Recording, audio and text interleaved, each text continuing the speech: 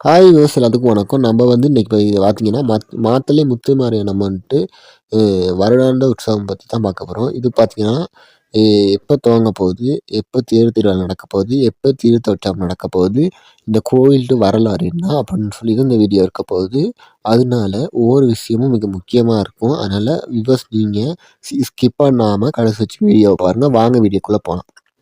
First of all இந்த கோவில் பார்த்தீங்கன்னா, அ வளைஞ்சு நெளிஞ்சு நிக்கிற பிரம்மாண்ட கோபுரத்தையும், அடுத்து பார்த்தீங்கன்னா, இலங்கை தீவுல எத்தன கோவில் இருந்தாலும் மாத்தளை மாரியாத்தான்னு சொல்ற அளவுக்கு ஒரு தனிங்கெத்தும் கொண்டு தான் இந்த கோவில் காணப்படுது. ஏன்னா பார்த்தீங்கன்னா, இந்த ஒரு கோவில் வந்து உருவான கதைய நம்ம நோக்குறப்ப அது ரொம்ப ஆச்சரியமா இருக்கும். ஏன்னா பார்த்தீங்கன்னா, இங்க நம்ம பார்க்குற அந்த பெரிய ராஜகோபுரம், பளிங்கு ஒரு காலத்துல கிடையாது. அதுவும் பார்த்தீங்கன்னா, சுமார் 200 வருஷத்துக்கு முன்னாடி இந்தியால இருந்து வந்து தேயிலை தோட்ட தொழிலாளர்கள எங்களோட பாட்டன், பூட்டன் தான் மாத்தளைக்கு வந்தாங்க. அவங்க வந்து பார்த்தீங்கன்னா, ஆரம்பத்தில ஒரு சின்ன குடிசை மாதிரி தான் அமைச்சு இருந்திருக்காங்க. அப்புறம் பார்த்தீங்கன்னா, தோட்ட வேலைக்கு போறவங்க தங்களோட கஷ்டத்த சொல்றதுக்கும், பாதுகாப்ப சொல்றதுக்கும் ஒரு சின்ன வேப்ப மரத்தடியில பார்த்தீங்கன்னா, அம்மன வச்சு கும்பிட ஆரம்பிக்கிறாங்க. அதுக்கப்புறம் பார்த்தீங்கன்னா, அ உங்களுக்கு தெரியும்னு நெனைக்கிறேன். இந்த மாரியம்மன பார்த்தீங்கன்னா, கண்ணகி அம்மனோட சம்மந்தப்படுத்தி பார்க்குறாங்க. அதனால தான் பார்த்தீங்கன்னா, சிங்கள மக்களும் இங்க உள்ளவங்க பார்த்தீங்கன்னா, இத வந்து பத்தினி தேவாலயம்னு சொல்லி இங்க உள்ள இந்த அம்மன வழிபடுறாங்க. அடுத்து பார்த்தீங்கன்னா, காலப்போக்குல இந்த ஒரு கோயில் பார்த்தீங்கன்னா, உலகமே வியந்து பார்க்குற அளவுக்கு பெரிய அளவா ஆயிருக்கு. அதுக்கு பின்னாடி எத்தனையோ பக்தரோட உழைப்பும், அம்மனோட அருளும் தான் இருக்குன்னு சொல்றேன்.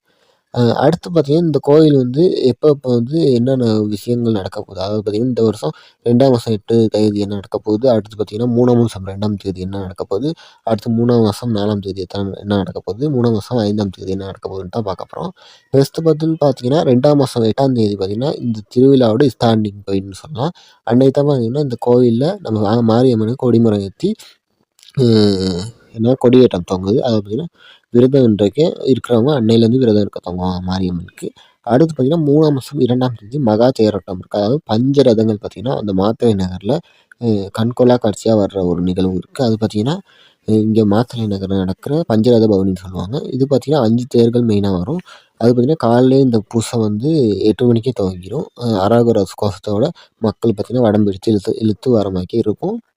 அடுத்து பார்த்தீங்கன்னா, 3ஆம் மாசம் 4ஆம் தேதி பார்த்தீங்கன்னா, நம்ம அம்மன் வந்து திருத்தமாடுற நாளா இருக்கும். அடுத்து 3ஆம் மாசம் வந்து பார்த்தீங்கன்னா, பூங்காவனம் வந்து விழாவோட நிறைவு பகுதியா வந்து இந்த திருவிழா முடியும். அடுத்து பார்த்தீங்கன்னா, இங்க உள்ள ஏன் தேரோட்டம் வந்து ரொம்ப ஸ்பெஷலா சொல்லப்படுதுன்னா, இங்க வந்து 5 ரதங்கள் வரும். அதாவது பார்த்தீங்கன்னா, பஞ்சரத பவனின்னு சொல்றதுக்கு அர்த்தமே 5 ரதங்கள் வர்றது தான். இதில பார்த்தீங்கன்னா, 5 சுவாமிகள் பார்த்தீங்கன்னா வலம் வருவாங்க. அடுத்து 1 பார்த்தீங்கன்னா, விநாயகர், அடுத்து முருகர், அடுத்து பார்த்தீங்கன்னா மாரியம்மன், அடுத்து பார்த்தீங்கன்னா சிவன், சண்டிகேஸ்வரர் அப்டின்னு 5 பேர் வருவாங்க. இந்த 5 தேரும் ஒவ்வொரு கலைநயத்தோட பார்த்தீங்கன்னா செதுக்கப்பட்டிருப்பாங்க. சிலையா இருக்கட்டும், இல்ல இந்த தேரும் அப்படிதான் அழகா செதுக்கப்பட்டு கலைவண்ணத்தோட பார்த்தீங்கன்னா, இந்த தமிழர் பண்பாடோட ஒத்து போறதா காணப்படும். அதுவும் பார்த்தீங்கன்னா, மாத்திரைகள்ல நெறைய பேர் ஜன நெரிசலா இருந்து இருக்க பார்த்தீங்கன்னா, வடம் பிடிச்சு இருக்கிறப்போ அங்க ஜாதி, மதம், ஏழை, பணக்காரன் அப்படின்னு ஒரு பேதமும் இருக்காது. ஆனா அழகா அம்மன் ஒரு ரதம் வந்து அப்படியே நகர்ந்து மெல்ல மெல்ல முன்னோக்கி வர்றது பார்க்கவே குடுத்து வச்சிருக்கோன்னு தான் சொல்லணும். அவ்வளோ அழகா இருக்கும். அது லைவ்லலாம் நீங்க பார்ப்பீங்க. அது ஏன்னா 3ஆம் மாசம் 2ஆம் தேதி நெறைய சேனல்ல போடுவாங்க. ஓம் டிவி. இல்ல இங்க இருக்க அந்த கேபிட்டல் தரிசனம் பேர்ல லைவா அந்த சேனல்கள்லாம் பார்த்தீங்கன்னா காட்டுவாங்க. இந்த ரதம் எப்படி வருதுன்னு. அடுத்து பார்த்தீங்கன்னா, இங்க உள்ள பக்தர்கள் நம்பிக்கை பார்த்தீங்கன்னா, மாத்தளை முத்துராணி அம்மனை நம்புனா கைவிட மாட்டாங்க அப்படின்னு நம்பிக்கை எல்லாத்துக்கும் இருக்கு. ஏன்னா பார்த்தீங்கன்னா, இங்க வந்து நெறைய பேர் வர்றது ஒண்ணு குழந்தை பாக்கியம் இல்லாதவங்க வருவாங்க. ஏன்னா பார்த்தீங்கன்னா, அவங்க குழந்தை பெறதுக்காக. அடுத்து பார்த்தீங்கன்னா, நோய் நொடி வந்தாலும் நோய் நொடி இல்லாம போறதுக்காகவும் இங்க நெறைய பேர் வருவாங்க. முக்கியமா அந்த நோய்கள பத்தி நம்ம சொல்லணும்னா, அம்மை நோய் வந்தா அம்மனுக்கு வந்து தீர்த்தம் எடுத்து அடுத்து பார்த்தீங்கன்னா, அபிஷேகம் செஞ்சு அப்படி வழிபடுவாங்க. அதனால பார்த்தீங்கன்னா, இங்க உள்ளவங்க வழிபடுறனால இங்க உள்ளவங்களுக்கு இங்க வர்றவங்களுக்கு பார்த்தீங்கன்னா, குழந்தை பாக்கியம் கிடைக்குது. அதாவது குழந்தை கிடைக்கிறாங்க. அடுத்து நோய் நொடியா இல்லாம போகுது. அம்மை நோய் அப்படின்னு சொல்லிட்டு சிக்கன் பாக்ஸ் அந்த மாரி நோய்கள்லாம் இல்லாம போகுது.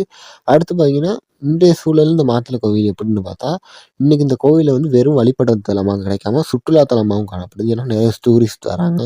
நிறைய அந்த விலாகர்ஸ் அடுத்து பார்த்தீங்கன்னா, யூடியூபர்ஸ்லாம் வந்து இந்த வீடியோவ பத்தி இந்த கோயில பத்தி பார்த்தீங்கன்னா, வீடியோ எடுத்து போடுறாங்க. அதுக்கு காரணமே என்ன பார்த்தீங்கன்னா, இங்க வந்து 108 அடியில அதிக உயரமான ராஜகோபுரத்த பார்க்கறதுக்காக தான் வர்றாங்க. அடுத்து பார்த்தீங்கன்னா, 2வது திருவிழா பத்தி நம்ம பேசுறப்ப பார்த்தீங்கன்னா, மாத்தளை நகரமே ஒரு கல்யாண வீடு மாரி தான் இருக்கும். ஏன்னா வெளிநாட்ல இருக்கிறவங்க நம்ம ஊர்ல உள்ள ஜனங்கன்னு சொல்லிட்டு எல்லாம் அந்த இடத்துக்கு வரனால, ஒரு பெரிய ஊர்ல ஒரு பெரிய பணக்காரனுக்கு ஒரு 1,00,00,000 பேர சொல்லி ஒரு 1,00,000 பேர சொல்லி எப்படி ஒரு கல்யாணம் வச்சா எப்படி இருக்கும் அந்த இடமே, ஒரு நகரமே பார்த்தீங்கன்னா எப்படி இருக்கும் ஆனந்தமா, எவ்வளோ மக்கள் நிறைஞ்சிருப்பாங்க, எவ்வளோ சாப்பாடு, அன்னதானம் குடுப்பாங்க, எவ்வளோ அழகா மாவிலை தோரணங்கள்லாம் இருக்கும். அது மாரி இந்த மாத்தளை நகரமே இருக்கும். இந்த ஒரு திருவிழா காலத்தில. கடைசியா நம்ப ஒரு வார்த்தை சொல்லிட்டே போயிடுறேன். என்னன்னு பார்த்தீங்கன்னா, மாத்தளை முத்துமாரி வந்து மனக்குறையை தீர்க்கிற மாரின்னு தான் சொல்லுவாங்க. ஏன்னா பார்த்தீங்கன்னா, இந்த 2025 மார்ச் மாசம் நடக்கும்போது, இந்த மாசி மகத்துல அ நான் சொல்றது என்னன்னா, கலந்துக்கிட்டு நீங்களும் நல்ல வழிபாட்ட பெற்று பார்த்து ரசித்த திருவிழானா, நீங்களும் இந்த பலன்கள பெறுங்க அப்படின்னு சொல்லிட்டு வீடியோ முடிக்கிறேன். நன்றி, வணக்கம். பாய். அடுத்த வீடியோல சந்திப்போம். ஓம் நம சிவாய. ஓம் அம்மன் நமக.